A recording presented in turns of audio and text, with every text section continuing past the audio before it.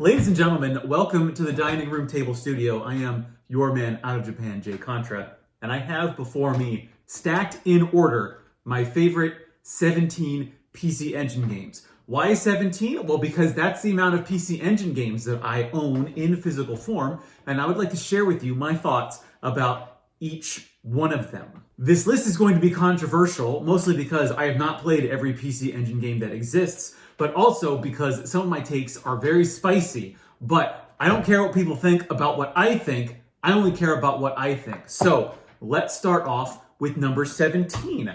At the very top, or perhaps bottom, depending on the way you're looking at this, is R-Type 2. Now, people are going to be going insane in the comments saying, why could you put R-Type 2 so low on this list of your favorite PC Engine games? Isn't it just R-Type, only more of it? Well, that's exactly my point, because basically what they did back in 1988 or 1989 was just split R-Type, the arcade version, they split it in half.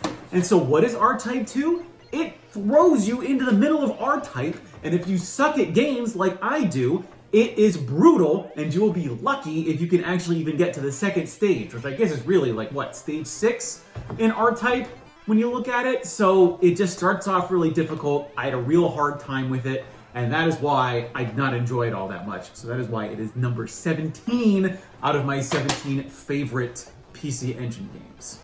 At number 16, also a controversial pick and the only one that I don't have complete, it is Street Fighter 2 Dash, also known as Champion Edition, Championship Edition, I don't know. But I don't like this game all that much, but not because I don't like Street Fighter. I love Street Fighter and I love Street Fighter 2, but I don't own a 6-button PC Engine controller, which means that I can't play this game the way you're supposed to. You need 6 buttons to actually play this game, because you gotta have light kick, medium kick, and super kick, hard kick, I don't know what you're supposed to call it, but you also don't have those options for your punches. You have to hit the select button to use the controller to go between the different punches. I'm not good at fighting games. I'm not good at shooting games. I'm not good at fighting games. I'm barely good at RPGs. But if I have to hit the select button to choose between the power gradations of my attacks, no, there's no way I'm ever going to be successful at this game. And that's why Street Fighter 2 Dash goes at number 16 on the list. At number 15, we have Sidearms Special. This particular version is the CD version that has both the standard edition and the BC version. I don't know what BC version is supposed to mean, like before Christ Sidearms Special. I don't know, but I'm not the biggest fan of this. For one, I don't much care for horizontally scrolling shooters. For some reason, my brain just seems to process vertically scrolling shooters better than horizontally scrolling shooters. And I don't like the mech aspect of this. Like, you turn into a mech that just like shoots lasers out of its body. I don't know, I didn't like it. I didn't like the enemies. The music's not great. So that's why I actually don't even have that much more to say about it. Despite putting a bunch of hours into this game, I wasn't the biggest fan of Sidearms Special. Neither the BC version or the standard version. Moving to a vertically scrolling shooter, we have for the PC Engine CD at number 15, Avenger, a helicopter shooter game. This is a little bit different from your normal like jet shooters in that you can kind of move around a little bit. You've got 2 different shot options. You've got a laser and a missile. The missile's really weird because it's just like this one big shot that comes out repetitively, and it's a lot of power in that shot, but it also doesn't have that big of a spread. Whereas when you're using either the laser or the spread shot, whatever you want to call it, you can cover a lot more area with that. However, I think the power-up system in this is really weird. Also, what I don't like about this game is that when you die, you have to go back to the beginning of the level, meaning that it's maybe a little bit more harder than it should be. So I'm also not the biggest fan of when they do that in the games. When I die, I just want to go back to where I was. And especially when you have a limited continue game like this, it just means you're going to be going back to the beginning of the game eventually anyways. So I got Avenger wrong. That was supposed to be number 14. That means at number 13 is Space Harrier. Pretty early game, having transitioned from, I think, like the arcades and like the SG-1000 to the PC Engine and like 30 other systems. Space Harrier is like programmed by Yu Suzuki or directed by Yu Suzuki, the guy who would go to make Shenmue. What a career, but Space Harrier is actually pretty good. I actually really enjoyed this game.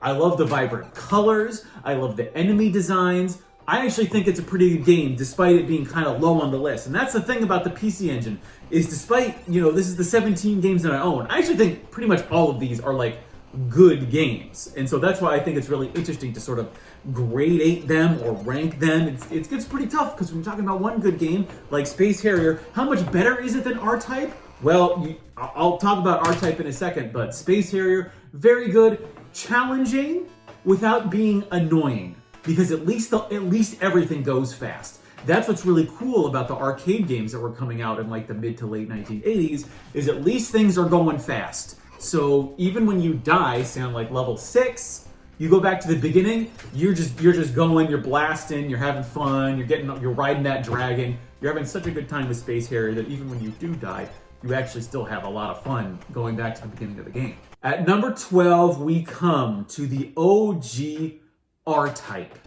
Now, I know people love R-Type, and I think actually, especially when we compare R-Type to some of the other games on this list, especially the shooters, R-Type has these big, beautiful sprites, great boss battles, and actually, somehow I was able to clear R-Type. I don't know how I did it, but I had a hell of a time playing this game years ago, but then when I was playing it again recently, man, was it, and all the options that you can have for your fighter. R-Type 1 is a good game, I want to say. And I think if they could have combined R-Type 1 and 2 onto a single cartridge, it would have been phenomenal.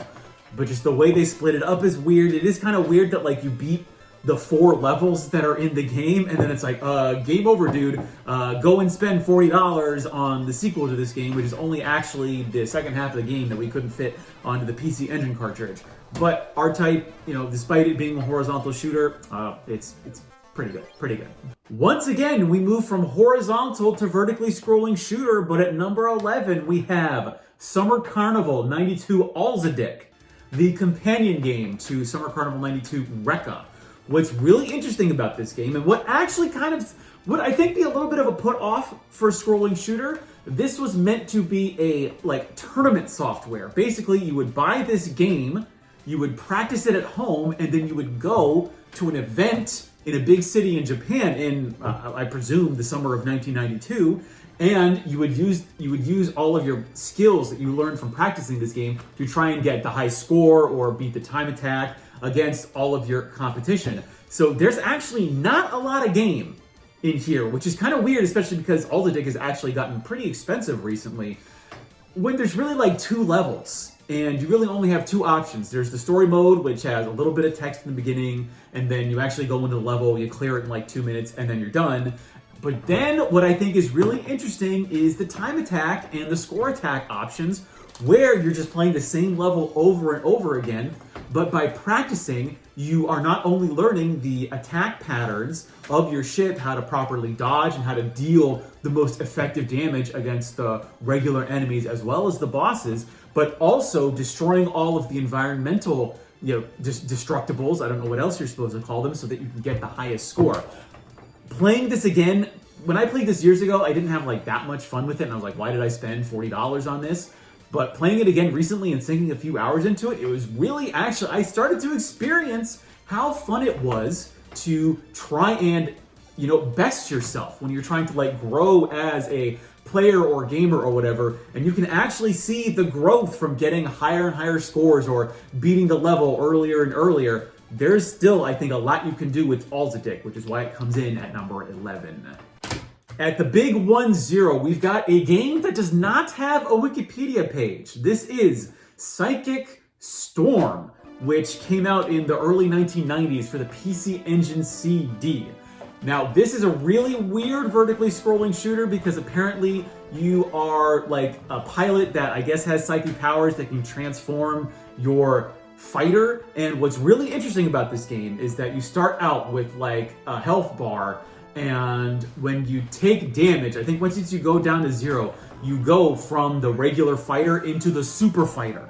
And you can actually collect items that this form only lasts so long, But as you're destroying more enemies, you can collect power-ups that actually extend how long you can stay in that super form. It's not actually that difficult to get through. There are 3 different fighters. The music isn't all that spectacular, but all of the levels, I think, have their own distinct quality to them that I think makes Psychic Storm a really good pick for number 10. And if you haven't played it yet, I think giving it an hour or two, I think will reveal how cool of a game it actually is. So that is the bottom 8 of the list. We've got another 9 games to go through before we get to my number 1 favorite PC Engine game. What will it be? Will it be a Castlevania game, perhaps? Will it be a vertically scrolling shooter? You'll have to go to the next video to find out. I've been your man out of Japan, Jay Contra. Thanks for watching. See you in the top 9, and mahalo.